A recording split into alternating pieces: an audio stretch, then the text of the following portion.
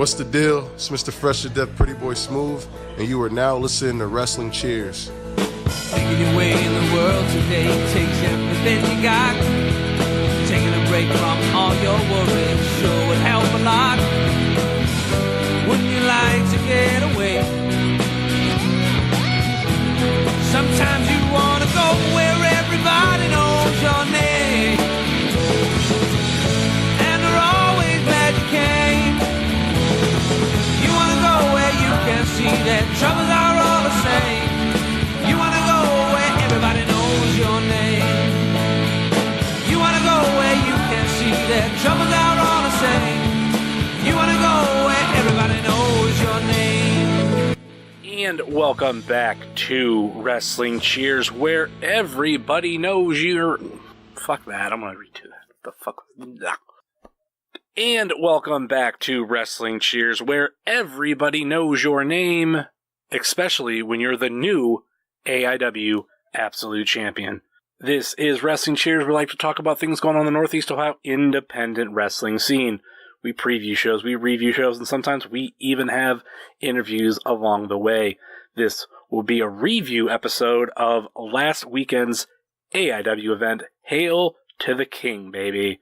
Before we go any further, I am your host. I am Heavy Set, and Wrestling Cheers is brought to you by the Trending Topics Network, MidwestTerritory.com, and Key on Sports.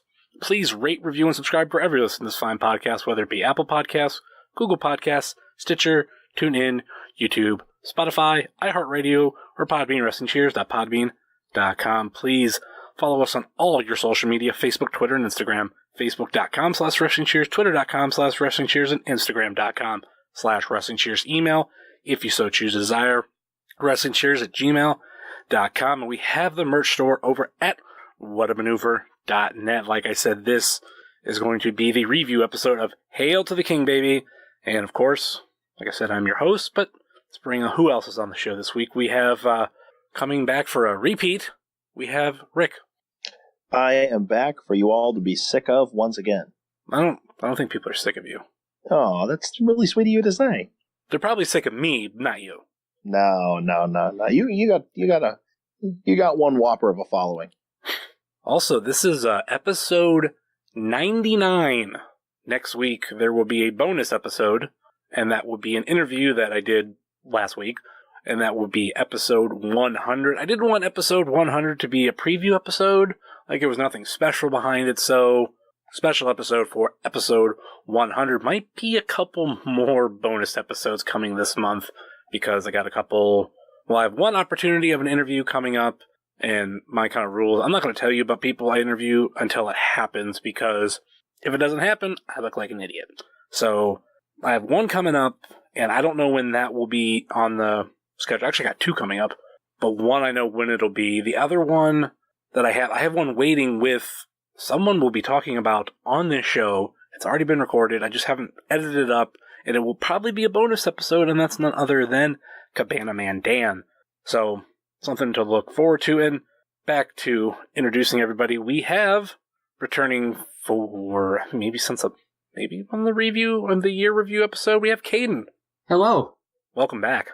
It's been not very long, but it has. Not really. And you were at this show. I was actually at this show. I didn't expect you to be there, because I think I asked you about it, and you were like, I'm like, when's your next show? And you said it's probably going to be Mania. What happened? Yeah, I just didn't want to say anything. Okay. Well, oop. I knew I was going the entire You bastard. That Still worked. It's still a pleasant surprise to have you back. I loved having you back. Well, halfway. I loved it because you got to help in tweeting again. Very much appreciated. So you didn't forget any results. Fuck off. And then the part that I didn't like is you took my good spot. That was my spot originally. No, it wasn't. Shh. Well, every time we've been to Akron, we're closer to the main door. We're on that side of the ring. This time, we're on the other side of the ring. My chair. I sat there. Anyway, so... I'm the one that likes to die on all the dives. My thing. Well, people feel bad when I get crushed. Your funeral. Fair enough. I'm putting a target on you next Matthew Justice match. I'm going to make a target as a sign, and as soon as he comes around, I'm just going to put her in front of you. I was not ready to catch anyone at this show. You'll see that on the DVD or MP4 when it comes out. Is that because of all the health stuff, or is it just because of... Mainly health stuff. But I'm feeling like everything that happened before, with everybody diving at you, you're just like I don't care. I think even if you were fucked, you would still be running. Depending on who. All right, let's... Mainly health stuff for right now. I don't need to get broken again. All right, let's get into this show. And I want to start off with the fact of there was the tryouts. And we talked about this. Actually, fuck that. I'm going to backpedal. We did not give this enough attention on the preview. No one called us out on it, thank God. Harley Race. No mention whatsoever in the preview, besides that it featured Harley Race. I think, Kayden, you were the only one of us to get a picture with him. If I'm correct, Rick, you did not get one. I'm a mark. That is accurate. No, I didn't get one. So, Kayden, tell us about Harley Race. Super happy to be there, from what I could tell. That's cool. Well, I haven't really ever encountered someone that wasn't happy to be there, just meeting people. Yeah. But I may put Harley up there in probably the top 5. Super cool dude. First person ever asked to see the picture I took. Oh, that's cool. That's cool. He wanted to see the picture to make sure it was good. Yeah, most of them don't care. And you get the picture and go away. I've had my fair share of pictures, and I give credit. People are learning through time. But, like, my picture with Bret Hart, which was, like, 2012, I want to say, is, like, halfway blurry. Not all the way, but, like, a little. And I don't know what it is. Like, people at that time did not know how to take pictures. And people are getting better. Now, like, people are taking multiple pictures really quick. Like, every time I take a picture of somebody, I take 2 or 3 photos just so there's something good there. So it's actually cool that he wanted to make sure the picture was good. Anything else? That's like for meet and greets, that's someone you don't really see ever making appearances, unless I'm stupid and missed that. Yeah. He's a very rare meet and greet, so this was pretty cool. I wanted to meet him. My only issue is the fact that he was in a wheelchair. And I compare it to Bobby Heenan in later days, where he just did not look good, and it was heartbreaking. It wasn't nearly that bad, but I don't know. To me, it didn't feel like the Harley Race that I knew, and I don't even know that much of him. Like, really, legitimately, I didn't watch him wrestle. I remember him as Vader's manager in WCW. That's mostly what I know about him. But a legend, nonetheless. I wasn't going to pass it up until I seen him like that, and I was like, eh. I think Luger's like that, too. Like, I don't know if I would get a picture with Luger, even if he was fine, but I think every time I see a picture of him, he's like in a wheelchair, sitting down. It's like, it kind of breaks my heart from my childhood, so I tend to just skip it. So that's what I did for Harley Race. I don't know about you, Rick. I was kind of in the same boat as you. I thought he looked good, but as soon as I saw the wheelchair, I don't know why. As soon as you don't want these guys to get old. You don't want to know that these guys aren't immortal. I was sitting ringside at a match one time, and at the Tanaka Gage match, and one of them hits the other guy with a chair, and I said out loud, "Oh my God, that looks like it really hurt." And Steve Guy turned around to me and said, "You know it all hurts, right?" And I said, "Yeah, but I don't want it to. I don't want it to hurt. I want it to look like it really hurts." Unlike Kayden, who wants everything to hurt. You know, that guy. Hey. Same basic thing with that. It's like, you don't want to know that these guys aren't immortal. And it's, everybody that I talked to, though, said he was in great spirits. He looked like he was doing really well. So it probably just my perception. And I have a hard time standing in line that long for anything. That's the other thing, too. I think when I got into, like, Steamboat's line, I waited till it died down where there was, like, 2 people in it. Like, it was getting towards the cutoff. And Harley Race has never died down. And I don't know if it's because of the different venue or what, but I swear this has to be one of the more successful meet and greets that AIW's ever done. Whenever they talk about this episode, I'm curious of actually what they have to say about it. Because, like, I'm thinking, like, Gargano was a big... I know the final one for Gargano was big. Hall, I think, was big. But when you have the few where we're holding up the start of the show because the line won't stop, that says something. Yeah, we'll have to see what... maybe they'll say something eventually when they get around to it on their podcast, where it kind of ranks as far as... probably what Kayden said. He felt it was a top 5 personally for him. It was probably a top 5 in AIW history, I would imagine. Yeah. All the meet and greets that I've seen, I'm trying to think of ones that were this successful. I think that we've had the ones where they think it's going to be massive and it's not.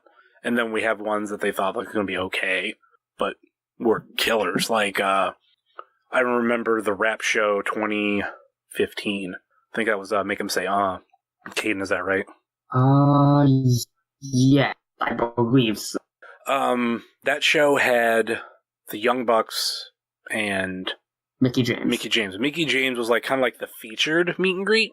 Maybe because the Bucks have like a bigger gimmick table. Like they actually have like more things that they want to sell. I think, and I wouldn't be surprised if like the Young Bucks made more money that night for meet and greet stuff than Mickey James did. Granted, I did both, but I felt like the Young Bucks was huge. And looking back at it, Young Bucks were in AIW twice. And I don't remember if they had a line in Absolution, but a lot of us, we took up the opportunity when we had the chance. So, is there any big ones that you can think of, Kayden? The Arn Anderson one was crazy. Arn and Dean being back-to-back like that? Back-to-back like that. Was Arn Anderson Absolution? Yes. I guess that's another reason, because that place was packed. The Emma line was pretty good size, too, if I remember correctly. Well, that's other reasons. I don't know what you're talking about. No offense to Emma, but that's for other reasons. I don't know. Still successful. She's a talent. Talent beyond reproach. Yeah, still successful. I gotta give it that. That's the... I'm still wanting for them to bring in Nash. I know that it's something that there's been a couple attempts at it. Yeah, there's been attempts. I think it just hasn't worked out. I think because he hasn't been in the territory since 2011. For something else. For something. Rest in peace wrestling. Fair enough. Hey, that card featured one of my favorite matches of all time, and it was the first independent wrestling match I've ever watched, and I've talked about it ad nauseum, so I won't get into it, but extremely biased with that match and that show. Was it a Ben Fruth match?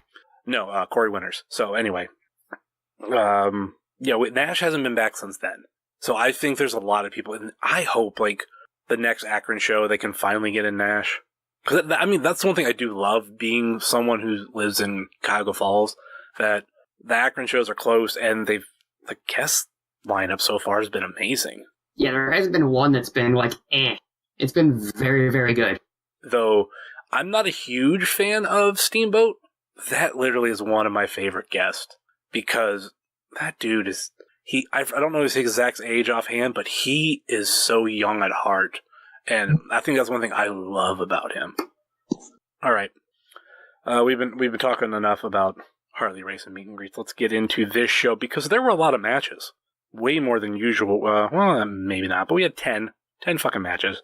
They did add a scramble match. Now, going back to what I was talking about with the tryouts, they figured they would have at least some sort of match with the best that they had from the tryouts, and it turns out it helped fill 2 matches. One being six-way scramble, and the second one they used to fill in 2 of the missing teams for the opening match, which was the tag team match. So we didn't have the Young Studs.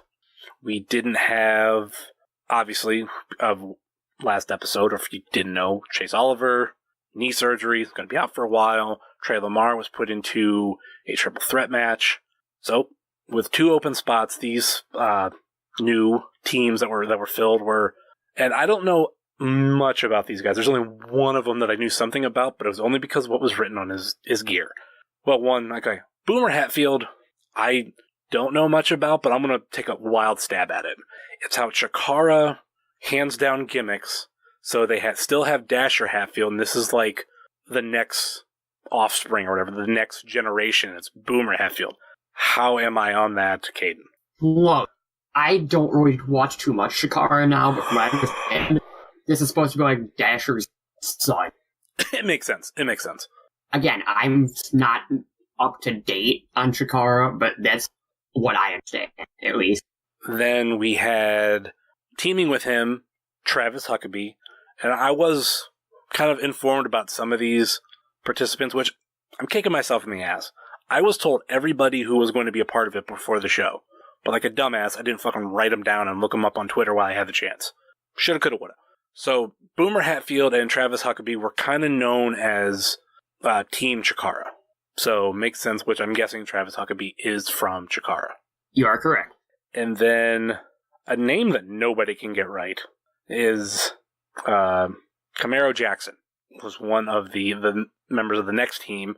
I couldn't find him on Twitter. I didn't catch his name. My bad. But the name that I did know was his tag team partner, Mike Outlaw.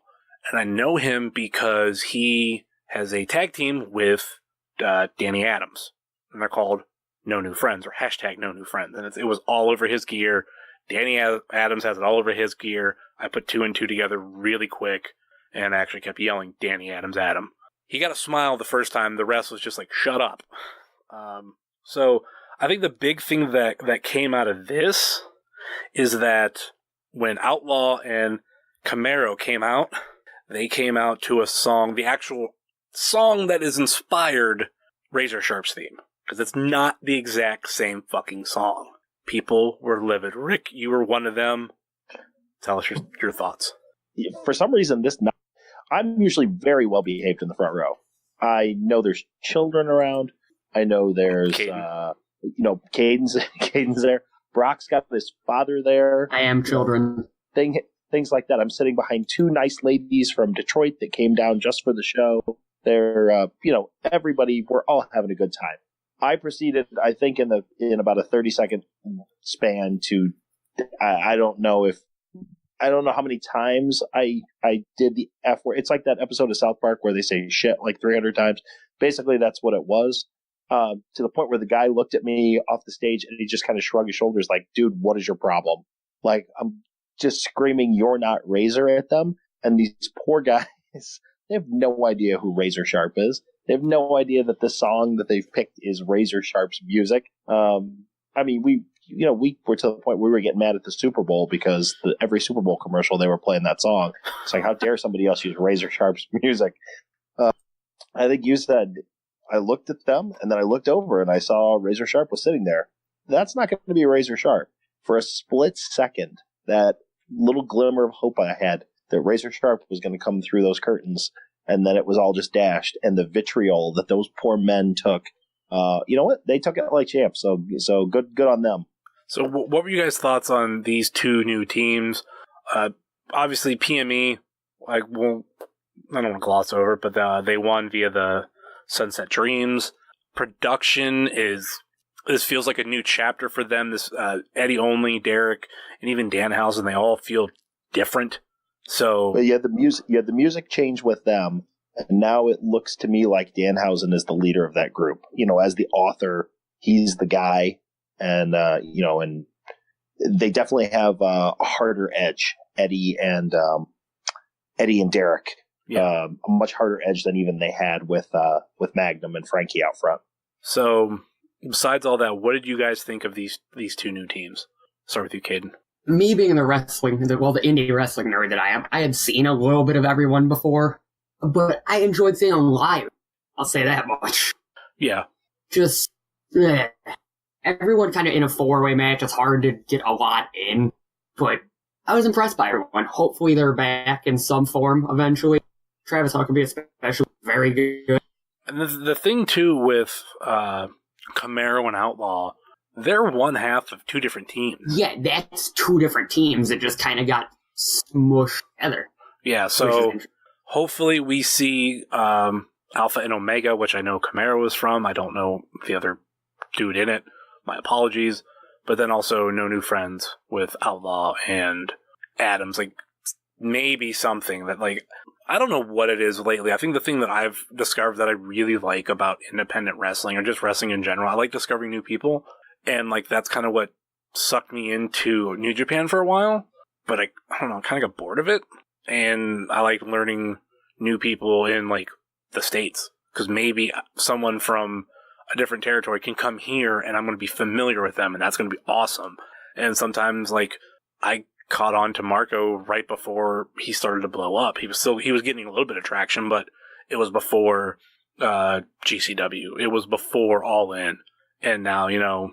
Before he became the guy. Yeah. Well, no. He was the guy. They actually started calling him the guy before that, but in figurative terms, like, he wasn't the guy at that point. Before he was on every independent show in every area. Yeah. He didn't have that much exposure. So, watching things like Southern Underground Pro, picking up different people, and, like, getting a show like this, and, you know, I'm gonna skip over the women's match right now, but we will get to, next thing I want to talk about is the scramble. But going back, I want to backtrack. How Kayden, I already got to talk Kayden. Rick, what were your thoughts on these two new teams? Yeah, it's fun to see guys that you've kind of seen online or not in person for a change. So that's really kind of cool.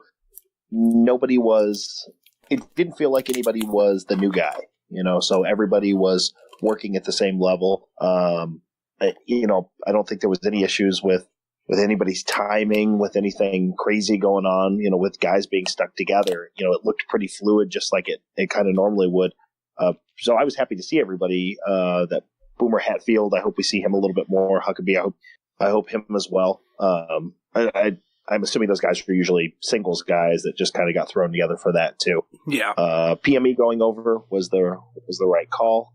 Can't wait until those guys get Colin and Cheech. How about that new gear? I have been privy to the new gear for quite some time now, and was just waiting for it to come in with bated breath. Those boys in their white track suits with their throwback Arizona Diamondback gear is what it was based on. You know, the old school Diamondbacks with the purple and teal and stuff. They rocked that out pretty good, didn't they? You know what it reminded me of? Late 90s Puff Daddy and Mace Bad Boy. Like, I found a gif of them wearing, like, all white tracksuits. That's what it reminded me of. Yep, I can see it. Caden, I would ask for your thoughts on that, but I'm not sure if you know who any of the people I mentioned are. Maybe you'd have to know Puff Daddy. Everybody knows I Puff. do. Not You don't like know some other people on this podcast that don't know anything. Oh. Do you know about the late 90s? Yes and no, depending on what it is. Do you know about Dunkaroos? Yes. Okay. I tried to think of something 90s that wasn't around when you were, but no. Thank Anyway. you, Jake Clemens, for that. Yeah, true. And, I'm blanking on his fucking name. Guy from PWO, motherfucker. Dombrowski, there we go. God damn it, I hate brain farts like that. So, I'm going to skip over the women's match. We will get back to it, but I want to put it all together of the whole talent tryout. The next match we had was Lee Moriarty, Cabana Man Dan, Michael Austin Wardlow, more known to some as just Wardlow, and then, which I knew all three of those guys, and I was very happy for them. Then we had Logan Easton, you know how to pronounce his last name, Kayden? LaRoe. Kevin Bennett, and Max Kenway. Matt Kenway. Oh, why did I say Max? I'm looking at his fucking name. Matt Kenway. Anyway, he was a guy I've heard of. And when someone tagged his actual Twitter handle, I went, motherfucker, I knew that. I've seen that dude. Where, I don't remember, but I know I've seen his profile, looked it up for something. So, I was really happy for the first three that came out. Wardlow, Cabana Man Dan, and Lee Moriarty completely fucking deserved that opportunity. Wardlow has the look, and it was cool to see him in the AIW ring. Lee Moriarty is a guy he's been just downright grinding and really proven himself, and I have a lot of respect for him, and I know he was like one of the few that came to the Ultimo Dragon a seminar that wasn't an AIW student. And I don't think enough local wrestlers outside of AIW take advantage of those opportunities to get in a seminar with somebody that great. And Cabana Man Dan is a dude who's been doing it for 12 fucking years and is great. He's one of the few people that I loved almost instantly watching Southern Underground Pro, and I know other people fell in love with him too. And for him to, and that's the other thing, this isn't a dude like Lee Moriarty's from Pittsburgh, Wardlow's from Cleveland, wrestles some in Pittsburgh, so those are two somewhat local dudes, at least regional. Cabana Man Dan is from Alabama and drove all the way up here from Alabama to get a shot at AIW. He could have been turned away. He could have been rejected, but he wasn't. His hard work was rewarded, and he got over. Granted, you had people like me, and I think he had his own little section of people really egging it on, but I hope the people that never seen Cabana Man Dan before this show loved him too. What were your thoughts on some of these? We'll start with Rick. The two that stuck out to me, Cabana Man Dan and our boy Wardlow. Moriarty was fine. The other three just kind of blended into the background for me. Cabana Man Dan has so much charisma. He was so much fun to watch. The whole flip-flop gimmick with smacking people around, that sounds so freaking good and looks so painful when he hits them with those flip-flops. Flip-flop chops. That was, yeah, we popped pretty big for those. I like Wardlow in that role of throwing the two smaller guys around, finishing off two guys at once. I'd like to see him back. I'd love to see him work with Matt Justice or Kyle the Beast or one of these bigger dudes, even like a Tim Donst, just these big old Haas guys just going at it. Somebody said it kind of reminded of a little bit of the Ryback. I guess I don't see that as much, but I heard that comparison for a few, with a couple guys. Wardlow was the one that really stuck out to me. I mean, he got the win, and I think probably he probably made a lot of people stand up and take notice of him. Yeah. And there was a fan by me that I heard him say, like, why did he have to go through a talent initiative, a talent seminar to be on a show? Why wasn't he just picked up? And I didn't say this to the fan, but I was thinking it was, if you didn't know who he was before today, and he's not that far from this area, that's why. Because he's not a name that's really built up a huge following. Yeah, there's people in the area that know him, but if you don't know him, then that kind of tells you why. I mean, I knew him, Kayden knew him, a lot of other people knew him, but that's the way I look at it. And I'll say this about the other three. I liked them, but I felt like in this match, those three, you said like were part of the background, they blended together for me. They all seemed to be kind of the same dude. And whatever one was like the savior, the 1% or whatever, the 1% of the 1% or whatever. Lareau? Yeah. When he walked past me or something, he said something. I was like, MJF says, fuck you. Because I'm like, we already have MJF. And I know there's people out there that have said that gimmick is done to death even before MJF, but I don't know. Those three just blended together, and the one dude just reminded me of MJF. But not like a good way. It's like, yeah, we already have you. But I think he's younger in the business. Well, so is MJF. But he'll have time to grow. And I think we get it. MJF is Fruit Loops, and that guy was the Fruity O's. The generic knockoff cereal. Yeah, I would say that. And with, the projectile, or, I hate it when I don't have the right word, the projection of MJF's career, like, he's doing good for only be wrestling as long as he has. Like, he's way above most. This dude, I don't know if it's shorter, longer, whatever, he'll have time to grow into things and get better, but that was just kind of my reaction. So, I was saving Kayden, because Kayden, a little bit more educated than all of us. How did you feel about everybody in the scramble? Right off the bat, because I'm very biased, Lee Moriarty. Hopefully he's back as soon as possible, because obviously I've seen him at another local promotion. Him and Wardlow were the two guys that I instantly went, okay, bring them back. But Wardlow, I wouldn't have said that literally like last year, because I saw him at IWC. Mm-hmm. Half the moves he did in that match, he wasn't doing last. Yeah. He's improved by miles since then. Mm-hmm. The thing that I'll say about Lee that I really loved, the fact that this is the first place I seen him where he came out as a face. So I enjoyed that little bit, especially it's like a dude who I know has been working so hard. Like, I could cheer for him, and like be kind of okay. Granted, you can choose whoever the fuck you want, but I was like, this really works right now with Lee. No, someone else. Kevin Bennett is someone who didn't really get to do a ton in that match, but I'm kind of hoping he gets another shot in AIW. Yeah. Because he does stuff up in a Smash in Canada. Yeah. He's very, very good, but didn't really get to show it in that crap. Like, I don't know, he's someone I've seen him in another local promotion, but he didn't get enough of a chance there. He got to do like his hey, look at these two cool things, and alright, get out. Yeah. I do feel like in this match, Wardlow and Cabana Man Dan got to shine the most. Cabana Man Dan is someone I feel like that's a given. Yeah. If you don't like the dude, you're wrong. But they got to just shine the most. They got most of their shit in. Which is good.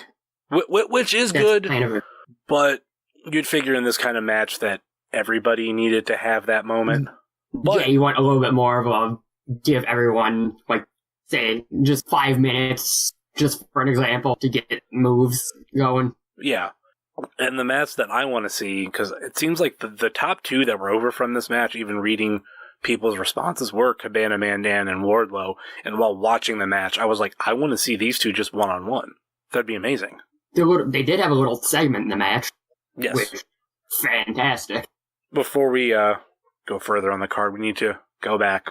We need to talk about Britt Baker and Tasha Steelz. I don't know that much about Tasha. I think, Kayden, you had a little bit of knowledge on her, little bit. This was her return, actually, after about 2 years. Oh, shit. She was on the last GNO. Damn, it's been that long since GNO that I don't remember people from it. She wrestled Holodead on that show. I miss Holodead. Seen her, like, 4 times since then. I've seen her once since then. I love that character. I also miss... main character. That's just her. I know, she's, I don't know, one of a kind. That's the way I can put it. I also miss Shotzi, but hey, we need a girls' night out, but I don't think that's fucking happening. That ain't happening. Yeah. So Britt Baker versus Tasha Steelz, and Britt won via the Rings of Saturn. She has to have a name. I always feel bad when I just call it the generic, like, name. Because I feel like that's incorrect. I would say the Rings of Britsburg. Then again, I don't know if she'll be back, or certain contract things happen. Yeah, we can get to that. I don't know if it'd be something like that, or she would have a dentistry name to it. I don't know, but yeah, we don't know. I know her ring name isn't just Britt Baker anymore. Dr. Britt Baker, DMD. Just a small change there to her name, which I kind of found funny. I don't know what It makes sense. Yeah. It makes sense. I like it. She's really evolved herself, and she's really embraced the whole dentistry stuff. If you think about, like, when she was in scramble matches, she was just Britt Baker from Britsburg, a.k.a. Pittsburgh with a B. Like, everyone liked her, though. It wasn't like, oh, yeah, she's just there. Everyone loved her. I don't say she didn't have a gimmick, but she was. That's the thing. She was very basic, but I mean, she was very over on it. Bingo. Then everybody knew about, I think, the dentist stuff, but she didn't want to be just known as like a dental student.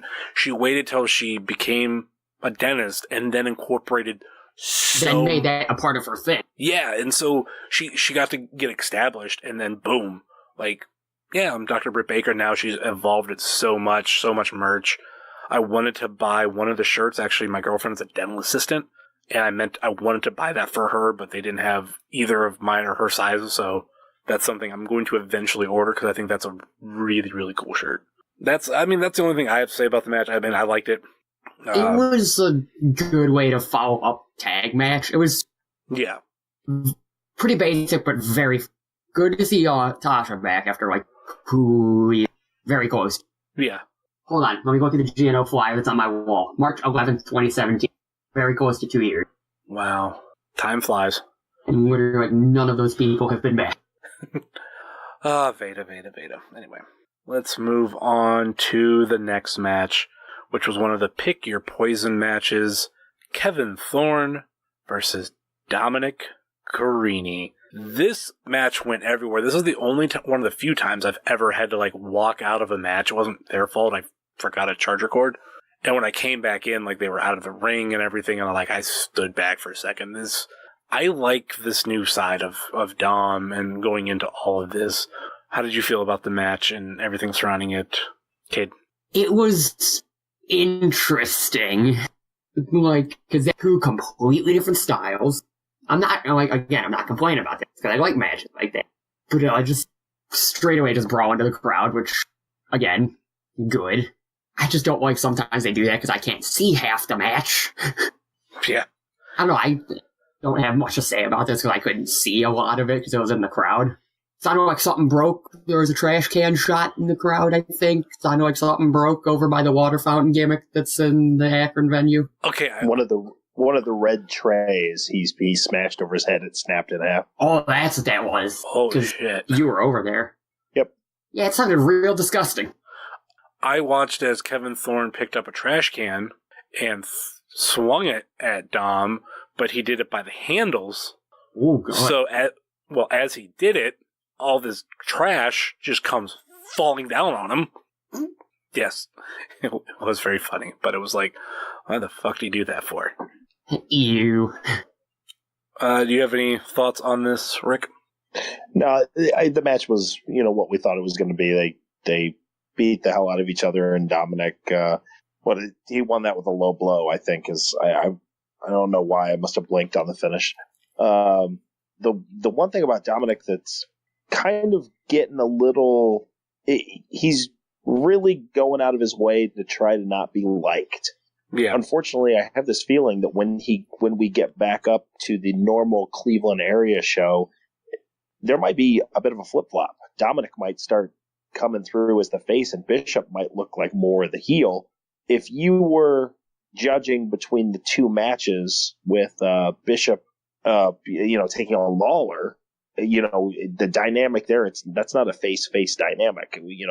I would have pegged Lawler as the face and Bishop more as the heel. So I have a feeling that we're kind of transitioning that direction to where Bishop's going to end up being the heel. Dominic's going to come off more as the face, because as much as he tries to get booed, Dominic just is not getting people to dislike and hate him the way that I think he wants people to react to him. Yeah. I forget he tried to do Riddle's thing at Wrestle Rave. Yeah. And that went over with us very well. I don't know, I feel the same way you kind of do here. It's odd. I like him being more serious, but at the same time, it's odd. It's weird. At the same time, I think it also goes with a lot of the stuff that Dom is doing outside of AIW. It seemed like, even before all this, we were one of the few places that Dom was well loved. Most other places, it seemed like he was a heel. And now more than ever, especially with Sadcomp. Sadcomp seems to be heel everywhere. So I think this is helping Dom out, and I don't know, Bishop's a fun dude to root for. I think it's going to stay as way we have it right now. I don't know if there's going to be a flip. Yeah, I don't see anything really changing how it is. And no, I don't have any inside info here. I know literally nothing. All right, next up, which Dom won. Dom defeated Kevin Thorne after a low blow, according to our results analyst. Next up, we had Zach Thomas versus Danhausen versus Wes Barkley versus, help me out, Kayden. I want to see you try to pronounce this first. I did last week. I wasn't here for that. Try again. Takeshi Minamino. Takeshi Minamino, yeah. You were pretty close on that. I'll give you credit. Okay. Not going to top last year. Kaharu Hinata. God damn it, that took me... Struggled with that. The wrestler that has a longer name than her fucking height. Hey! Be nice. Tiny will kill you. Anyway. So yeah, we had this matchup. God, I don't remember much about this match. I was just thinking the same thing, just as you were saying that. This is not a generic statement, but this is how I did feel. Everybody did great. Seeing this new version of Danhausen, Takeshi, I don't know that much about him, so I just did fine. Wes Barkley, normal Wes Barkley, and Zach Thomas, just that intense beast that he's been. So, I don't know. That's all. I'm ready.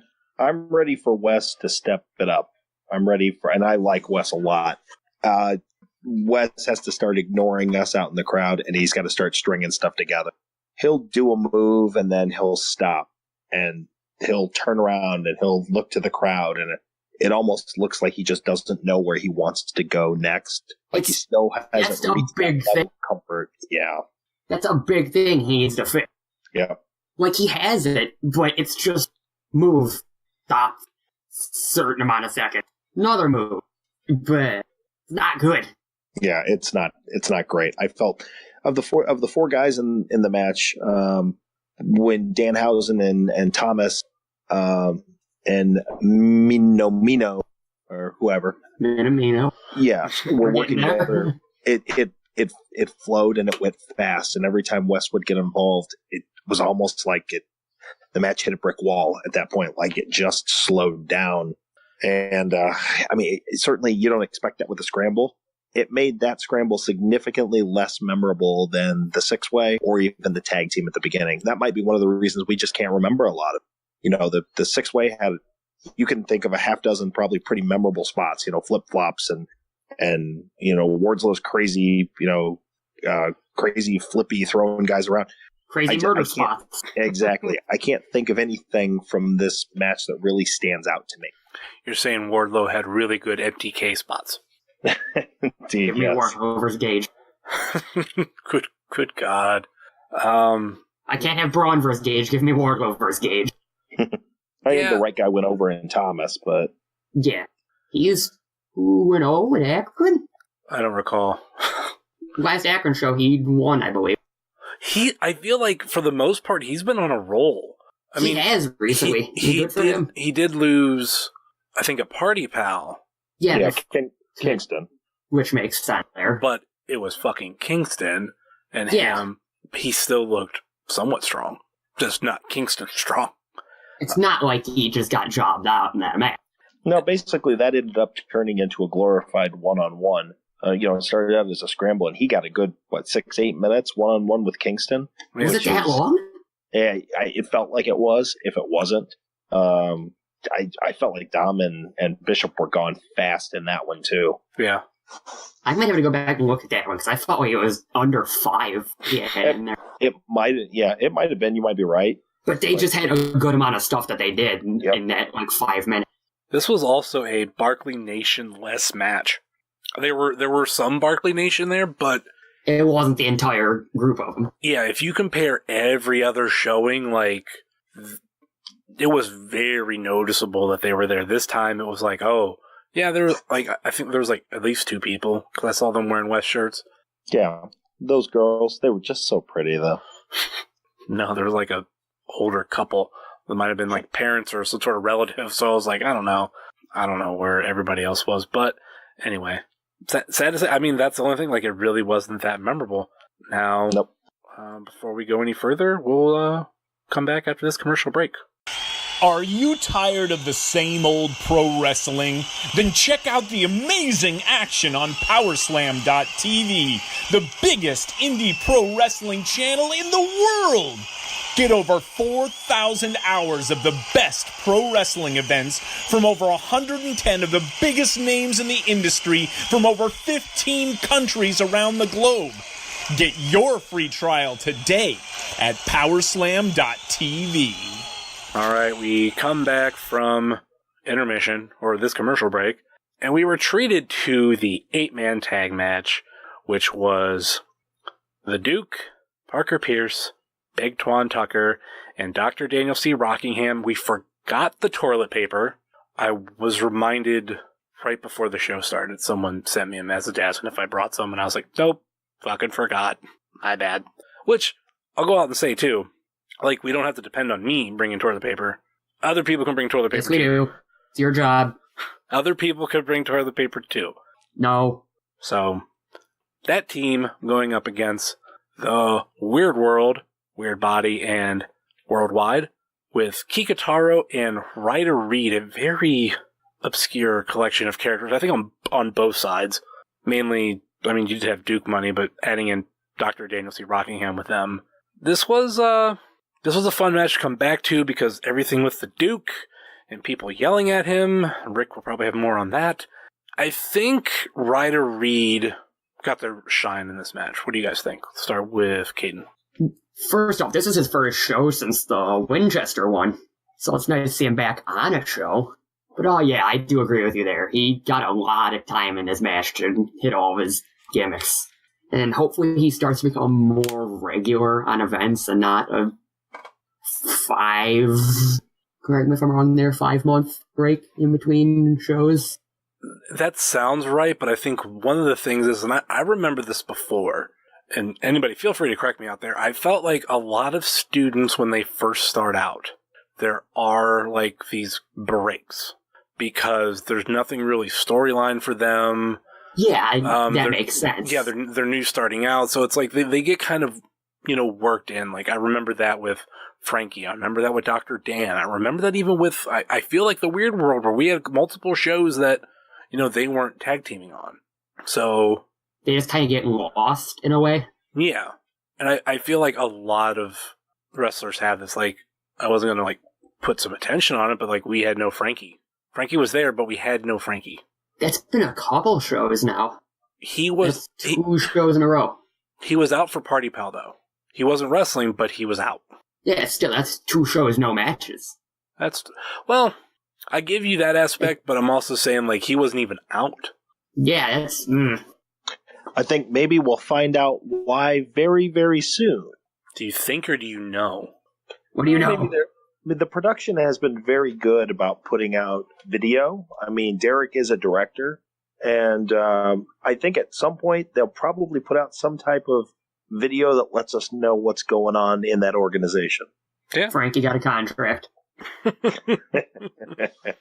AEW comes calling. So in this match, we saw a victory from Kikutaro, Ryder Reed, and the Weird World. The finish was way too hard to describe in a tweet, so I just kind of put it like that. Yeah. It was Ryder hit an elbow off of Weird Body, who was in a fireman's carry position. Then Weird Body got DVD'd onto Dr. Dan. That was it. It's the weirdest thing to try to describe in a tweet. I don't know if it would have fit. So... Yeah, I hate those type of finishes where there's so much to explain and you're like, shit, I have one tweet to do it, and then maybe on top of all that there's stuff that happens after the match. That's something that I do more than you, where I'll talk about maybe something someone said in a promo, or if there was some post-match shenanigans or whatever, someone came out and attacked somebody, just so people can get some results. But then if those things happen back to back, and then you have another match start right after that, you're like, but slow down, I'm trying to tweet this shit. Hold on a second, the finish of that last match was really complicated. Let me finish that one. Yeah, so I totally get it, and that's why I'm happy you're back. Even though... So I can remember all the results. It's also because you took my spot. Yeah, I didn't, spot again. No, I didn't do many videos for Instagram. I did a handful of small videos for the women's match, and then I did a lot for the scramble. Other than that, there's a lot of tag team matches that were going all over the venue and everything. I was it was much harder to do. For example, opening up with that 4-way tag match. I was right in the corner. I couldn't take video because most of it would be blocked by the tag team that was standing in front of me. With the match with Danhausen, the production was kind of standing right in front of me most of the match. Not a complaint, but I mean, for those who was wondering where a lot of the videos were, it's my fault. Yes, it's your fault. But I did want to highlight the scramble, and I fucking Instagram storied the shit out of that match for the people who were fans of some of these wrestlers and obviously couldn't make it to the show. So, wanted to explain that. Because I already fucked up one tweet, so might as well just confess everything. Anyway, next up, we had Louis Linden versus TKD. I don't want to say a new TKD, but he did have a new shirt, I think new gear. This was a nice opponent for him. I had a Kayden moment where they were coming right towards me. So necessarily fear for my death, but it's close. Oh, you died. Right. You died. I was concerned. Right or wrong, everybody dies. Everyone died. So yeah, I thought this was a fun match. Louis Linden not loved by many AIW fans, but I don't know. I liked it. Are you on the anti-Louis Linden train too? I was very happy to see that Tommy, for about 5 or 6 minutes, had a great vicious streak in him and was knocking Louis all the way around that place. Louis is a fine wrestler. He bores the living crap out of me. Sorry. I'm offended by this. Yeah. Dang-a-lang. How dare you? Bored. I don't know. Maybe we need Facade with him. We need Flip Kendrick with him. I support this decision. Get the band back together. Remember that scramble where they were all in that same match and that's went nowhere? Yeah, sadly. And I pointed that out, and I literally said it was going to go nowhere. Yell at him in this match. He saved that. You know, he emptied his guns at the Duke the match before, so he was all out of ammo by then.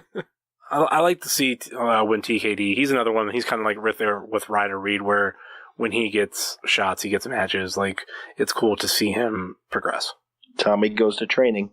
And also, like, there's now a meaning I noticed, because I was always going by his Twitter handle, which was Tom Kwando, and now I think it has a meaning. I'm trying to pull up. No, I thought I had find a picture of like the shirt that he had. Now it's like TKD means something. Fortunately, I don't know what the fuck it is. Tommy had a lot of. Tommy probably had 30, 35 folks there to see him specifically. I felt like TKD had a lot, and so did Trey. Like, way more than usual. So, of course, they both get beat. Spoiler alert. God damn it, Thorne. So, yeah, Louis Linden won via the Dragon Sleeper. So, yeah. With the belt on him. It's good. He's good because he put us to sleep, too. So. Shut up. So banned from this podcast. So mean. So mean. Next up was Wheeler Yuta versus Trey Lamar versus Matt Justice for the AIW Intense Championship. And I'm in danger. Good God. You were in danger. Trey Lamar was Run. in danger. Trey Lamar was in danger because before Says this, you. Bleed, Trey, bleed. Yeah, bleed, Trey, bleed. Yeah, the ghoulishness that was coming from your side of the ring during this match died. It wasn't me for once. Yeah, I don't believe it, but you had your Scrubs cosplay you were hiding behind that night. I couldn't see your lips moving, but I'm pretty sure it was you. I had nothing to do with this. I felt bad for Trey Lamar for once. After the show, I gave Trey a hug and told him I loved him. I don't know. You're very mean to Trey. I think it was just because it was a Matthew Justice match. I'm like, someone's got to get beat the fuck up. Like, there was a couple of those chops. Well, there was a couple. All of them. Well, there was the ones which I don't know which hurts worse. You had the ones that were like the dead thuds, but then you had the ones which were the loud cracks. It's got to be the thuds. I think the thuds are the worst because it's just poof, hand right to the chest. Oh yeah, I'm willing to bet that they both hurt, but in their own way. Because it'd be like one that was Any wrestlers that listen, please tell us. One would be just like a slap, and then the next would be a thud, and then the next probably Matt Justice was playing that. I don't know, but I noticed that on Wheeler Yuta too from Matt Justice, where some would be a slap, some would be a thud. So I don't think there's any difference. It's like, would you rather get slapped in the face or punched in the face? Or oh, well, we should ask Pod Van Dam. Someone tweet that as a question. That's probably like, what would you rather eat? A plate of shit or a plate of diarrhea? That's the same thing. Still shit. So, this match ended with a DVD through a table by Matt Justice. So, Matt Justice... Took 2 tries. Yeah, that... As soon as I seen it, the first one, I was like, oh shit, we're getting it again. So we were the table cracked. It looked like it had a head print in it, basically. Yeah, poor Trey. Didn't bleed. He did not bleed. But I'm on the bet he's feeling it the next day. Next up, we have the other Pick Your Poison match. Joshua Bishop versus Filthy Tom Lawler. And this was fucking interesting. Just first, you had Lawler come out like he was like kind of into it, but he was also getting ready to fuck him up. What were your thoughts on this match, Kayden? Yay, Tom Lawler's back. And murdering people again. Poor Josh Bishop. Yeah. What else is there to say? Yay, Tom Lawler. Josh Bishop got murdered. I haven't gone back and listened to the preview episode, but I believe I picked Tom Lawler because I was, as much as I love... You did. You did. As much as I love Joshua Bishop, I was not going to pick Joshua Bishop. Not against Filthy Tom. Nope. He learned his lesson about posting Twitter memes. Well, Lawler legit put him to sleep, so... The thing that I didn't think about it, too, is something we could have brought up in the preview. We hadn't seen Lawler in a while that, like, a lot of things about him has kind of slipped my mind. He did have a very impressive win-loss record prior to this show. He had lost 1 or 2 matches? Like, that's it? Twice, yeah. I think. If we're not counting Jaylit. I'm counting Jaylit. Alright, yeah, I think that'd be 3 times then. Still, of all the matches, that's he still super impressive. Yeah, like, just so many wins. So, why would Joshua Bishop beat Filthy Tom Lawler? And Filthy Tom won easily. Well, not easily. It was via referee stoppage. Any thoughts on it, Rick? No, I think it's gonna. I think it's more of a. I think it's going to play into future matches and future storylines. I guess I didn't quite understand in the Pick Your Poison matches why Dominic went over, but then Bishop lost. It's like, now, why do I want to see Dominic and Bishop? Because Dominic, Bishop couldn't even beat Lawler. How's he going to beat another MMA guy? But I think it's going to end up with some multi-man coming up soon. But at the same time, how many times did it take Dom to beat Lawler? Yeah. Dominic has the Glass Joe record against. He's 1 in 99 against Filthy Tom. But I tell you what, I'd really like to, and I don't know what his contract status is now. He's with MLW and everything. Wouldn't you love to see him get a nice run with the Absolute title? I mean, how great would that be to have that guy as the face of your organization for a good 6 to 8 months? I don't think MLW has exclusive shit. Could you figure, like, Mance is a part of them, MJF, part of them, or was part of them? I don't think he is now. But they just have contracts to where I don't think you could sign with, like, a bigger company. Yeah, so... I don't understand too many of these contracts, but I think it just prevents you from being with, like, WWE, essentially. We're getting to a realm where these contracts are crazy. I think this is kind of something that Thorne talked about on the AIW podcast. About how, like, contracts are in wrestling and everything. And, I mean, Johnny had an Evolve Dragon Gate USA contract. He could still wrestle for AIW. But then again, if Gabe was like, hey, I need you for a show on this date. Oh, you're booked in Cleveland? I don't care. You're booked for a show now on this date. You have to come. Yeah, I think they have priority. This, priority booking. Yeah. And that's fair. Any more on Lawler Bishop from either of you? Lawler is MDK. Maybe that'll come next. Anyway, next up we have the main event of the evening. Mr. Fresh to Death himself, Pretty Boy Smooth versus Hot Sauce Tracy Williams for the AIW Absolute Championship. I'm going to fast forward to the ending because we have a new champion. Pretty Boy Smooth, PB Smooth, new AIW Absolute Champion. This is going to sound like it's going against what I said on the preview. I did kind of see this coming, but the way I described it to people before the show, I'm so used to, you see a match, like we knew that Athena was going to WWE, and it was Athena versus Candice LeRae. So I was like, oh, well, Athena's going, so Candice LeRae is going to be new champion. Okay, that's what's going to happen. So we'd come onto the show, that's what we would say, and then Athena wins. So we're like, well, what the fuck's going to happen to the championship? Oh, Athena has an open challenge. She wants to challenge, like, someone else to step up, and it was Heidi.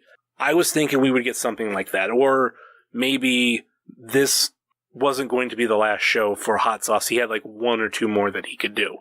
Turns out, we've learned, nope, exclusive deal. He's pretty much done with independent wrestling, or with outside of Ring of Honor stuff.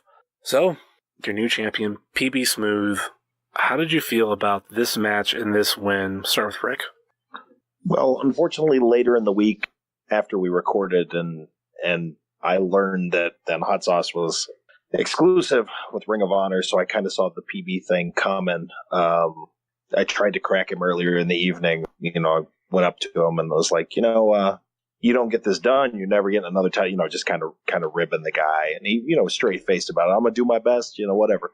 PB's one of the hardest working guys that there is, so I guess I'm thrilled that he got the opportunity, has the opportunity. I don't know what we're gonna see from here on out. You can think of good matchups for Tracy Williams. The list goes on and on and on of guys that can have a good match with Tracy Williams. I'm wondering who those names are with PB Smooth as champion. Are we gonna see Tom Lawler? Are we gonna see Tim Donson? Who are we gonna see to challenge PB? Are we gonna see Hornswoggle after he takes out Steiner? What are we gonna do? So I'm not as excited about it as I want to be. I'm thinking this is a means to an end. I don't think he's going to have a long run as champion. I see us coming out of that WrestleMania show with a new champion, regardless of who it is, whether it's one of our regulars, whether it's somebody that's still yet to be announced. Tom Lawler is on that show. He's been announced, but though, no title matches have been announced. And hell, we have still 2 more shows between here and Mania. So a lot can change. I think that this was kind of a right place, right time for PB, and we'll just kind of go from there. How about you, Kayden? PB looked like a legitimate main eventer in this match. What I gotta say about it, he looked like a star. Good for him for getting the absolute title. Interested to see where this title run goes, even if it's only like a month or 2. I'm kind of interested to see who ends up getting a title shot against him. Because usually, as was said, you kind of have a certain list of, alright, this person would match up good with this person. With PB, it's you don't really have any idea, which is why this is going to be fun, if that makes any sort of sense. And again, go ahead. Go on. You can go, Kayden. In another case here, I knew Hot Sauce had this whole ROH contract deal, but I thought maybe he still had the March 8th show. I didn't think this was his last show, which, again, that was a huge surprise, seeing PB get the belt like that. Fun match all around. I think from the moment that PB Smooth debuted, he had championship written all over him. I knew that the trigger was going to be pulled. First, we saw it with tag team. Him and Swoggle were great. A lot of fun there. And the program they had with production was up there too. But I felt like after we were done with Twins, we would have to see PB get more of a singles run, more of a single shot, something with the Intense or the Absolute Championship. One of them he was destined for. Might have just happened to just work out in his favor, where you can get a match with PB with Hot Sauce where he was going to have to drop the title. And they couldn't think of any crazy swerves, so it's I don't know, we'll just do it how it is, which I'm fine with. And I've heard fans kind of upset about it. I've heard from different people. So if you think I'm talking about just you, I'm not. I don't understand that kind of mentality. I get it. You maybe don't like PB or something, or you think, quote, other people deserve it. But I've heard of lists of people that supposedly deserved it more, and the deserved it more shit is ridiculous. We're talking about wrestling. And, PB is a fucking worker. And I don't mean that just as a wrestler sense. It's just a hard fucking worker. And I felt like he's proven a lot. Is this going to be a year-long reign? I don't know, probably not. Yeah, no, probably not. But he has earned this. Yeah. And the list of people... For someone, I will admit this, I am not the biggest PB Smooth fan. But he has 100% earned this, and I'm glad to see him with the absolute title. Yeah. And, this shit happens in wrestling all the time, and if you think X wrestler deserved it more, and they should have had this match. The thing that I tell anybody who starts dream booking shit, well, they should have had this match. Okay, what do you do with, like, the rest of your card? Like, how would you work that out? Yeah, you can work out one match. Work out the rest. That's the thing that I'll always give to not just Thorne, but, like, any type of booker. Where anyone that promotes and books a show. Yeah, when anybody's like, well, they should have did this. Well, you don't know what the next 2 months look like. Oh, you think wrestlers should have won the title at this show? Well, they're not going to be able to come back for 3 more months, and we don't know that. They do.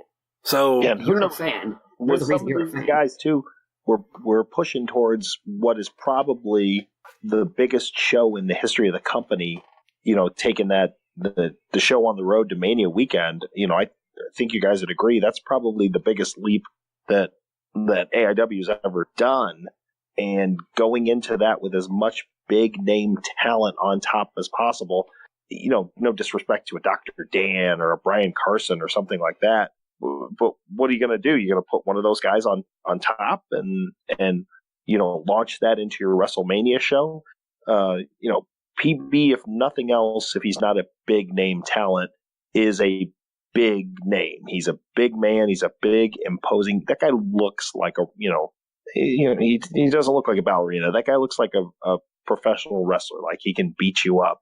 So,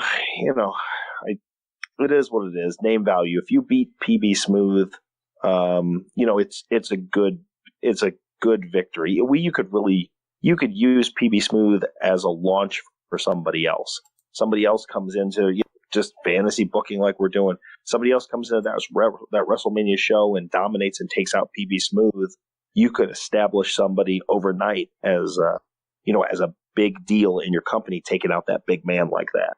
So there's so many places you can go with it, and we won't know. And to be bluntly honest, I don't think John Thorne knows where he's headed right this second.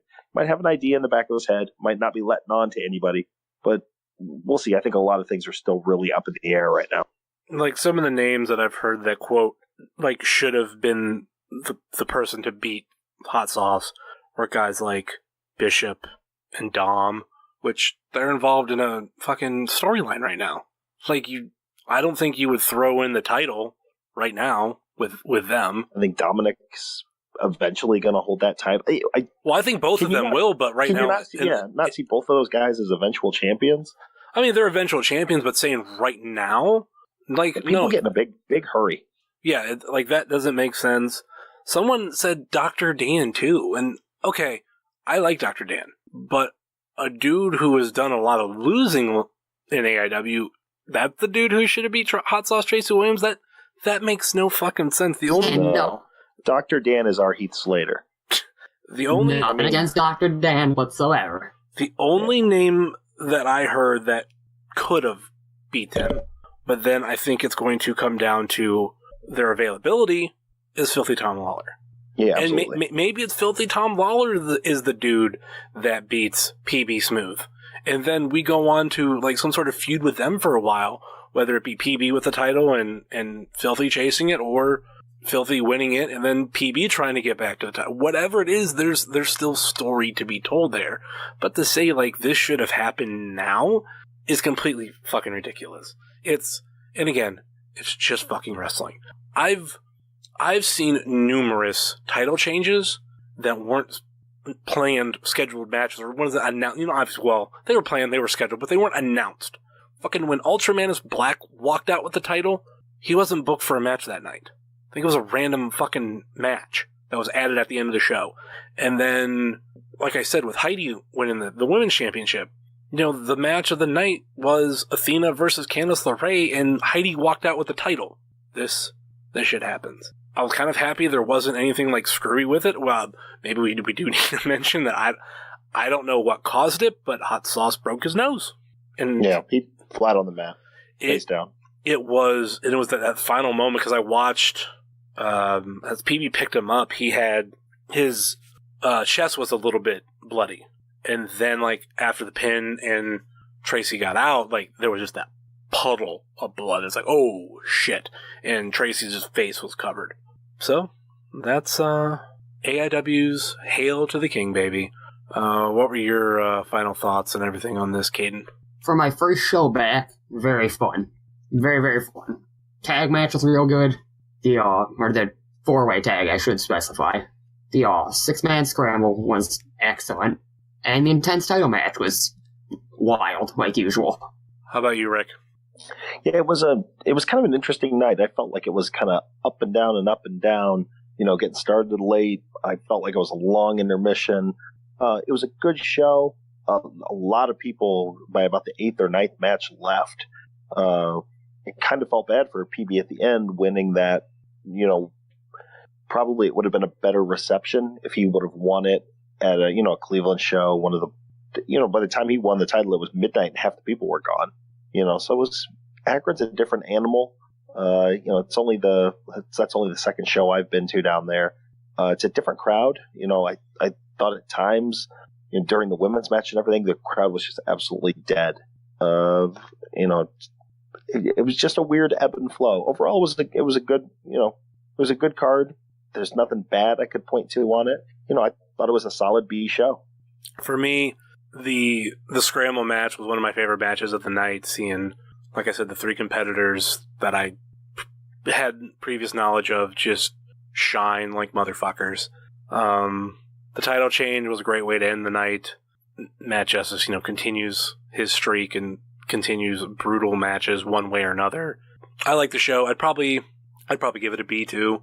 It's hard to rate a show an A or an A+. Like, it has to just be absolutely perfect. We did have a couple matches that were less memorable, but there were other matches that really, really shine, and that's something I like. And with it being an Akron show, me being close, but they always seem to find the right name or names to help headline it, that it made it worth my time. So, all right, any final thoughts or last minute plugs before we go, Kayden? Like usual, at KVR216 on all forms of social media. I still kind of post GIFs, not really anymore. I've been real bad about that. I'm just lazy now, I guess. Ugh, what have you had going on? Come on. Absolutely nothing. I told you I want my GIF of... No. Pay me. I charge now. Oh, you charge now? Yep. I charge people to be on the show. Okay, bye. I charge people to give them microphones. It's the Wrestling Cheers Patreon account. You gotta... That's something I think I will never do. People won't pay for shit now as is. People don't buy t-shirts. People don't buy pint glasses. Which, I did have some at the show. I did a poor job at, selling them. But I would have bought them if I would have known. Yeah, because I got them, a week or two after the last show. They've literally, I keep them in my car. Most of them, I think I have, 6 that I keep here at home. But just that's for now type shit. But yeah, I'll have them at the next show. I'm going to do better at fucking promoting them.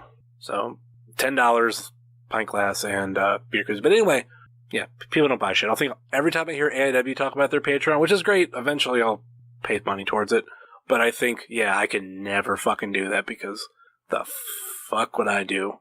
Oh, you want an advanced copy of the episode? Yeah, it goes up normally, not all the time, but normally about an hour or two before it actually posts.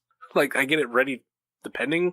Granted, when I get a lot of interviews in a row, I try to be ahead of it on that, but yeah, this week, no, I'm probably going to finish it within an hour or two before it gets posted. So, there's nothing I can do early.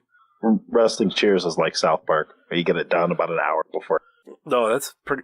And I've had a couple of times. Literally, it doesn't post till after midnight. But I check, I post date it, but earlier.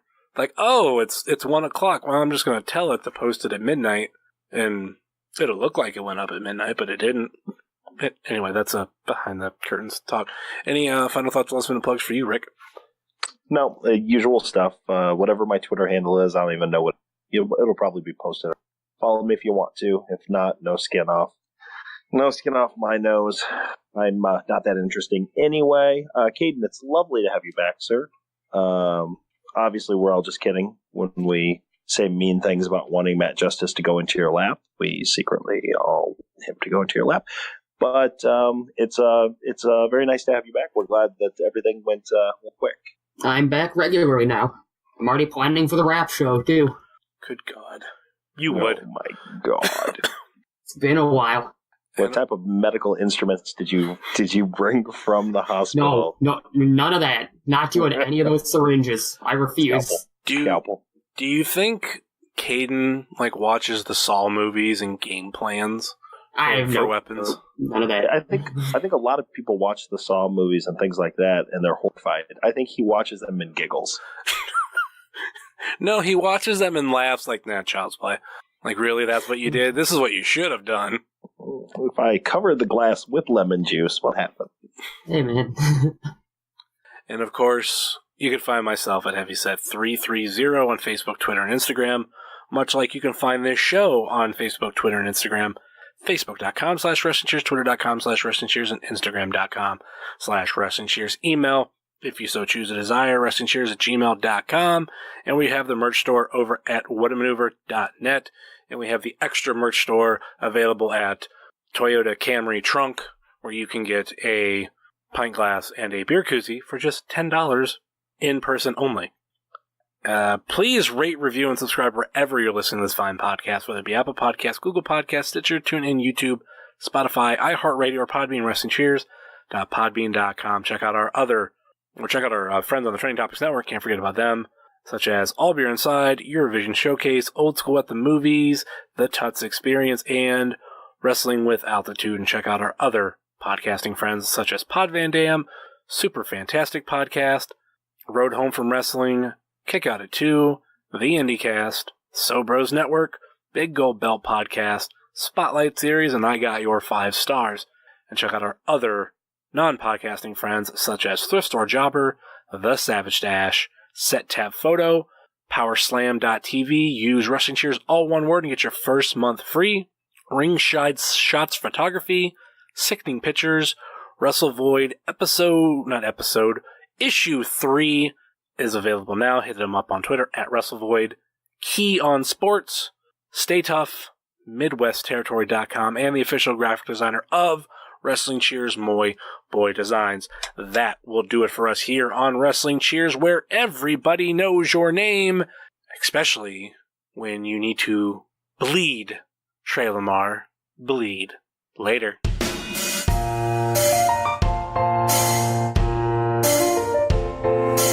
Making your way in the world today takes everything you got. Taking a break from all your worries sure would help a lot. Would you like to get away?